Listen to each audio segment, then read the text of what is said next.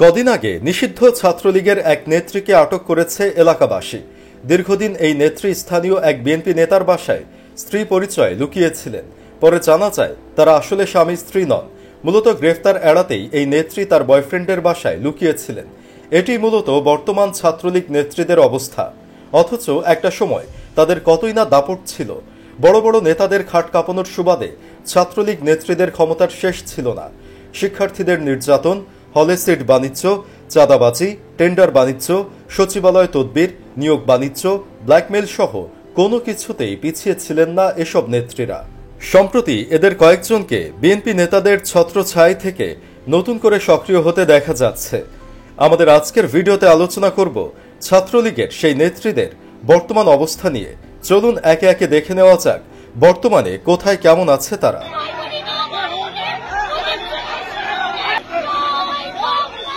Number 1, তামান্না jasmine Riva. বর্তমান ভারতে আছেন ছাত্রলীগের এই নষ্টা মহিলা। দেশে থাকাকালীন বড় বড় নেতাদের রুম সার্ভিসের কাজ করতেন এই নেত্রী।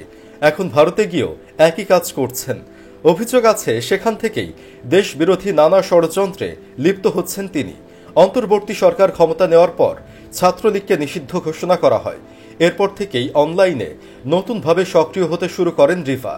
বিশ্বস্ত সূত্র বলছে আওয়ামী লীগ গত কয়েক বছরে 1 লাখের মতো সাইবার যোদ্ধা তৈরি করেছিল, যার মধ্যে প্রায় 45,000কে তথ্য প্রযুক্তিতে বিশেষ প্রশিক্ষণ দেওয়া হয়েছিল।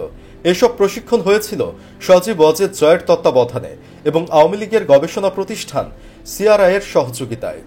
সাম্প্রতিক সময়ে ফেসবুক মেটার এক রিপোর্ট প্রকাশ পায়। 2025 সালের প্রথম 3 মাসে বাংলাদেশ সংক্রান্ত 148টি ভুয়া অ্যাকাউন্ট ও পেজ সরানো হয়েছে।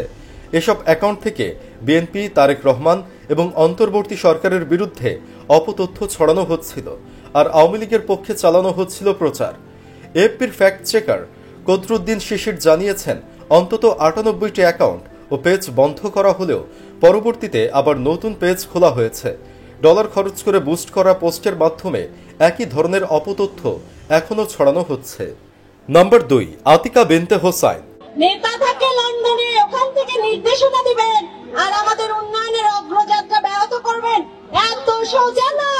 ছাত্রলীগের সাংগঠনিক সম্পাদক ও ঢাকা বিশ্ববিদ্যালয়ের রোকেয়া হল শাখার সভাপতি আতিকা বিনতে হোসাইনের নিপীড়নে অতিষ্ঠ ছিলেন হলের সাধারণ ছাত্রীরা। মিছিলে যেতে বাধ্য করা, অন্যথায় মারধরের শিকার হওয়ার ভয়ে আতিকা ছিলেন শিক্ষার্থীদের এক আতঙ্কের নাম। বগুড়ার মেয়ে আতিকা ছিলেন ছাত্রলীগ সভাপতি সাদ্দাম হোসেনের রক্ষিতা। আতিকা বিনতে হোসাইনকে দিনের পর দিন ভোগ করেছে সাদ্দাম। সাদ্দামের কাছে দেহ বিলিয়ে দেওয়ার সুবাদে ক্যাম্পাসে তার ছিল ব্যাপক দাপট। কমিটি বাণিজ্য, সচিবালয় তদবির সহ নানা অভিযোগ আছে এই নেত্রীর বিরুদ্ধে। 17 জুলাই রাতে ভুয়া ভুয়া দুয়োধ্বনি ও হালকা উত্তম মাধ্যম দিয়ে আতিকা সহ ছাত্রলীগের 7 নেত্রীকে রোকেয়া হল থেকে বের করে দেয় সাধারণ শিক্ষার্থীরা। এরপরই আত্মগোপনে চলে যান তিনি। তাকে আর দেখা যায়নি জনসম্মুখে। কেউ কেউ বলছেন তিনিও ভারতে রয়েছেন। নাম্বার 3, বেনজির হোসেন নিশি। নিশিকে বেশ্যা বললেও ভুল হবে না। স্বামী থাকার পরেও শুধুমাত্র ক্ষমতার জন্য রাতের পর রাত ছাত্রলীগের সাবেক সাধারণ সম্পাদক লেখক ভট্টাচার্যের খাট কাঁপাতেন নিশি।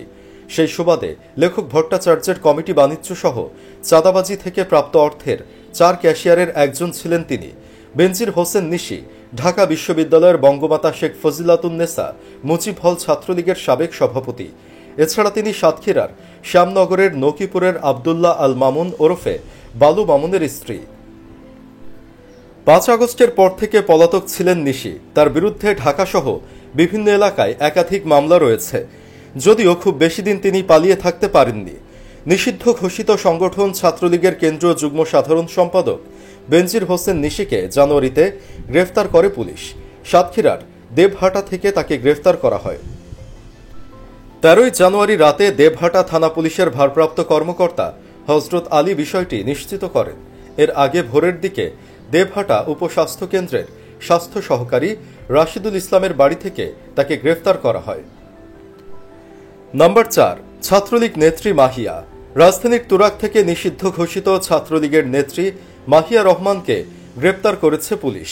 8 মে সকালে তুরাগের দিয়াবাড়ির শান্ত মারিয়াম ইউনিভার্সিটি ক্যাম্পাসের সামনে থেকে তাকে শিক্ষার্থীরা আটক করে পুলিশের কাছে হস্তান্তর করেন। গ্রেপ্তার হওয়া ওই নেত্রী হলেন ঢাকা মহানগর ছাত্রলীগের সহ সম্পাদক। জানা গেছে তার বাবা বরিশালের সাবেক ওয়ার্ড কাউন্সিলর ও আওয়ামী লীগের নেতা। এ বিষয়ে তুরাগ থানার ওসি রাহাত খান বলেন, ঢাকা মহানগর উত্তরের সহ সম্পাদক মাহিয়াকে দিয়াবাড়ি এলাকা থেকে গ্রেপ্তার করা হয়েছে। তার বিরুদ্ধে বৈষম্য বিরোধী ছাত্র আন্দোলনে হত্যার অভিযোগে মামলা রয়েছে। নম্বর 5, ফরিদা পারভিন।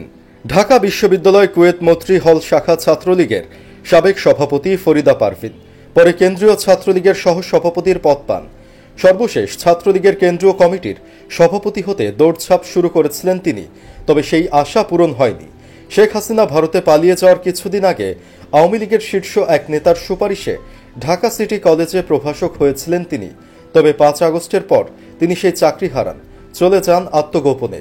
বর্তমানে তিনি কলকাতায় রয়েছেন। নম্বর 6, সেলিনা আক্তার শেলী।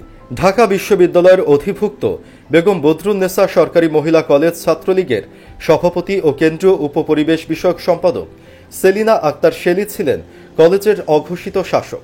তার কথায় যেন চলত ক্যাম্পাসের সবকিছু। কেউ কথা না শুনলেই নেমে আসত নির্যাতন। সাধারণ শিক্ষার্থীদের মিছিল মিটিংয়ে যেতে বাধ্য করা, কেউ যেতে না চাইলে নির্যাতন করা ছিল তার নিয়মিত কাজ। ক্যান্টিনে খাবারের প্যাকেজের নির্ধারিত মূল্য 800 টাকা থাকলেও শেলির কথায় নেওয়া হতো 1000 টাকা।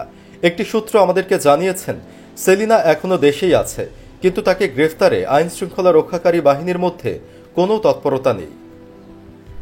নম্বর 7, ছাত্রলীগ নেত্রী বৈশাখী। অনার্সের সার্টিফিকেট নিতে এসে নিষিদ্ধ সংগঠন ছাত্রলীগের ইডেন কলেজ শাখার সাংগঠনিক সম্পাদক বৈশাখী আটক হয়েছেন পুলিশের হাতে।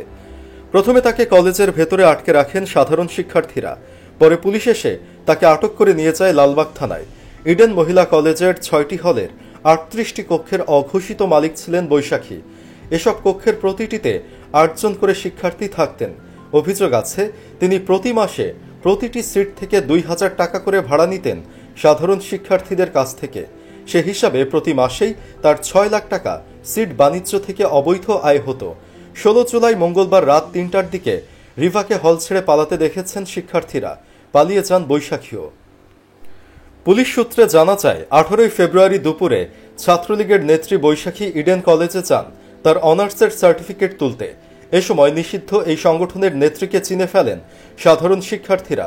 পরে শিক্ষার্থীরা তাকে কলেজের মধ্যে আটকে রাখে এবং পুলিশকে খবর দেয়। খবর পেয়ে পুলিশ তাকে আটক করে। বিকেলে বিষয়টি নিশ্চিত করে লালবাগ থানার অফিসার ইনচার্জ ওসি কৈশুনু বলেন, নিষিদ্ধ সংগঠন ছাত্রলীগের ইডেন কলেজ শাখার সাংগঠনিক সম্পাদক বৈশাখীকে আটক করা হয়েছে। সে কলেজে সার্টিফিকেট তুলতে গিয়েছিল বলে আমরা জানতে পেরেছি। পরে তাকে শিক্ষার্থীরা আটক করলে পুলিশকে খবর দেয়। পুলিশ তাকে আটক করে থানায় নিয়ে আসে। নম্বর 8, আকলিমা আক্তার প্রভাতী। রাজধানীর government college of applied human science শাখা ছাত্রলীগের সাধারণ সম্পাদক আকলিমা আক্তার প্রভাতী। গত সেপ্টেম্বরে বিয়ের পিড়িতে বসেন তিনি। আর রাজনীতি নয়, সংসারে মনোযোগী হতে চান বলে সম্প্রতি গণমাধ্যমকে জানিয়েছেন তিনি। নম্বর 9, জেসমিন শান্তা। ছাত্রলীগের কর্মীদের মারধর করে হাসপাতালে পাঠিয়ে আলোচনায় আসেন ঢাকা বিশ্ববিদ্যালয়ের শামসুন নাহার হলের সাবেক সাধারণ সম্পাদক ও ছাত্রলীগের কেন্দ্রীয় সহ সভাপতি জেসমিন শান্তা। মারধরে আহত রোকেয়া হল ছাত্রলীগের যুগ্ম সাধারণ সম্পাদক ফাল্গুনী দাস তন্নি এ ঘটনায় মামলা করেন। মামলাটির তদন্ত করছে পুলিশ ব্যুরো অফ ইনভেস্টিগেশন। শান্তার বিরুদ্ধে গ্রেপ্তারি পরোয়ানা জারি রয়েছে। নম্বর 10, রাজশাহীর ছাত্রলীগ নেত্রী। রাজশাহী সরকারি মহিলা কলেজে পরীক্ষার হল থেকে নিষিদ্ধ ঘোষিত সংগঠন ছাত্রলীগ নেত্রী জান্নাতুল ফেরদৌস পিয়াকে গ্রেপ্তার করেছে আইন শৃঙ্খলা রক্ষাকারী বাহিনী। পরীক্ষা দিতে এলে তাকে মারধর করেন ছাত্রদল ও মহিলা দলের নেতাকর্মীরা। পরে পুলিশ ও সেনাবাহিনী গিয়ে তাকে গ্রেপ্তার করে। এ সময় স্লোগান দিতে থাকেন জান্নাতুল ফেরদৌস পিয়া। জান্নাতুল ফেরদৌস পিয়া রাজশাহী মহানগর ছাত্রলীগের পরিবেশ বিষয়ক সম্পাদক। তিনি রাজশাহী কলেজের ছাত্রী। গত 5 আগস্ট আওয়ামী লীগ সরকারের পতনের পর ছাত্র জনতার উপর হামলার অভিযোগে করা মামলার এজাহারভুক্ত আসামি তিনি। সুপ্রিয় দর্শক, আপনি কি চান যারা এখনো গ্রেফতার হয়নি তাদেরকে যেন দ্রুত গ্রেফতার করা হয়? কমেন্ট বক্সে জানিয়ে দিন আপনার মতামত। ভিডিও ভালো লাগলে লাইক দিন এবং শেয়ার করুন, আর অবশ্যই চ্যানেলটি সাবস্ক্রাইব করুন।